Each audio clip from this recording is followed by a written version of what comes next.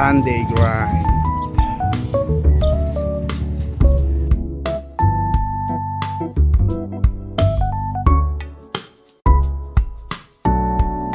Malinis ang kalsada ng time na yan kasi medyo maaga pa at Sunday walang pasok ng mga nagtatrabaho kaya walang traffic.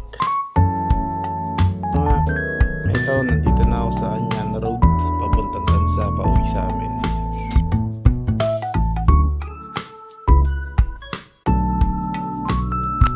Bawat deal ko kasi sa bahay ako nakikipag-deal sa Tansa para yung buyer naman eh hindi nag-aalangan sa bawat deal namin kasi kung ano yung address ko sa ID is yun yung location na pinag-meet up namin para kung sakali may aberya o may problema o concern sila eh mahanap nila ako. Ito na sila bossing galing Pampasay. Excited na nga eh. Wala nang intro, konting peace bomb lang, sabay testing na agad. Masyadong si sir excited sa unang motor niya. Tangkad ni sir sa personal. Yan pala kasama niya, Brad ko, galing Pasay din, kasama niya sa dorm. Ayan, pinapaliwanag ko na sa kanila yung ng motor, tapos test drive na nila para kung sakaling may problema eh mapag-usapan namin. Pero wala namang issue yan maliban sa minimal dents kasi second hand na nga, pero all goods naman kasi yung first owner taga rito lang din.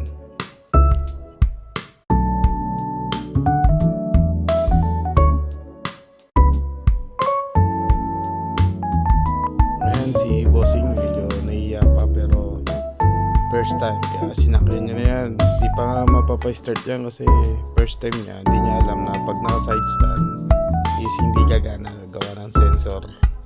Ayan, akala niya may issue eh, pero dumating si Utol, yun tinuruan siya, napa-start niya naman, in-strike niya.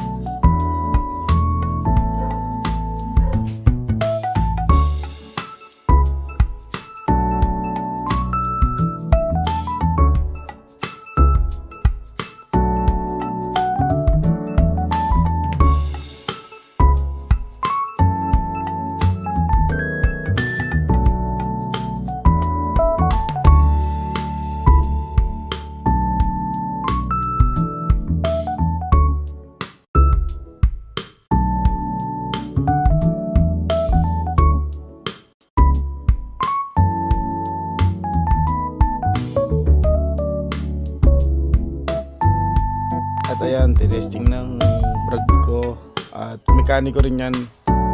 Medyo napapansin niya, medyo yung manubela eh, matigas po kasi yung gulong kaya medyo mataktak, pero okay naman, all goods. Tinesting niya, wala naman naging problema. Ayan, tinesting niya yan eh. Marami siyang tanong about sa motor pero tiwala naman siya kasi nakita niya naman yung motor eh, maayos talaga. Saka yung tinestrip niya wala siya masabi, maliban lang talaga sa mataktak gawa ng matigas nga yung gulong harap likod. Ayan, pinapaliwanag ko sa kanya kung kailan na change oil at gear oil. Ayan, tinesting niya na. At ito, papunta na kami ng Rosario, papunta kami sa Yamaha kasi i-verify niya yung papel kung fully paid na talaga si sir para kampante naman. Malapit lang naman sa amin, 15 minutes lang ang biyahe, nandun kami sa kasa. Ayan. Lumagpas pa nga ako sa kasa eh, kasi habang nagbibideo ko, di ko napansin yung kasa is lampas na ako. Kasi wala pang motor na nakadisplay eh, kakabukas lang ng Yamaha.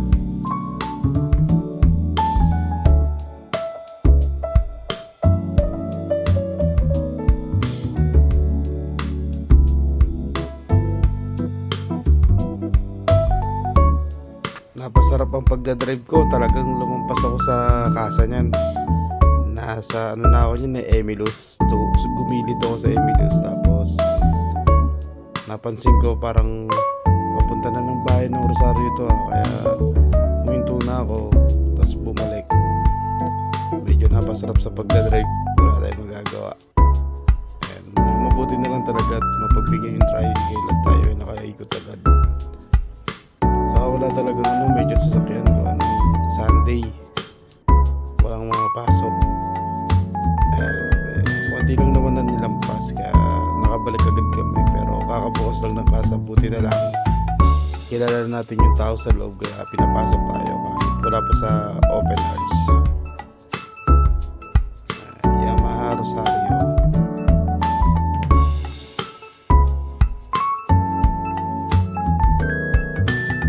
Ayan, ito na-verify na namin, okay naman, fully paid na nga, okay ang lahat ng papel. Babalik na kami ngayon sa Tansa, kaya sabi ko kasi kung mababayaran nyo ako dito ngayon, kukunin nyo yung motor, paano naman ako magko-commute? Kaya sabi nila, sir, sige boss, iatid na lang namin kayo para di na kayo mag-commute pa uwi.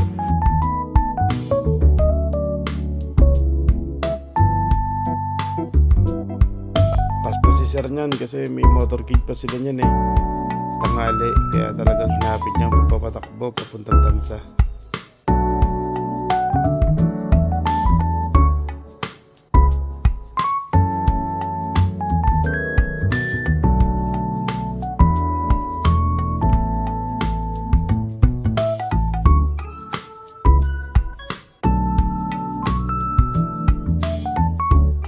Pagdating namin ng Tansa, na double check naman din agad yung papel. Tapos nagbilang na rin siya sa akin ng pambayad.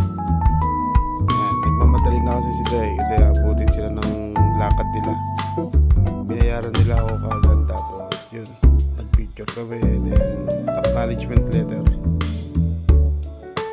Ayan, double check ko rin yung binayad yun. Baka mamaya sobra yung bayad nila, kailangan natin ibalik ang goma. Ayan si bossing, napaka-humble lang pero napaka-bait niya. Tamang kwentuhan lang kami kasi yung kasama niya sumiyar pa sa amin. Na palabas na si Utol na galing sa amin at nakisiyar. Paalis na rin sila niyan kasi nagmamadali talaga sila. Okay naman, na-check na naman nila yung papel, yung payment, Gcash and cash. Ayan, kompleto na naman yung bayad kaya ready to na sila, ready to pauwi.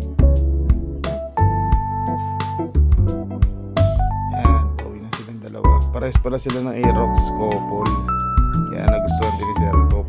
Couple sila ng best friend niya.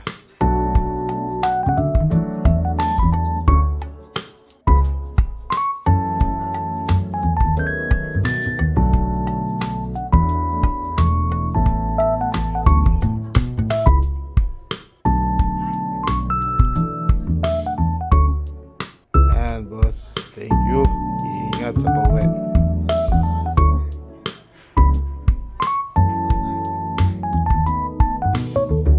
Sold Aerox 155.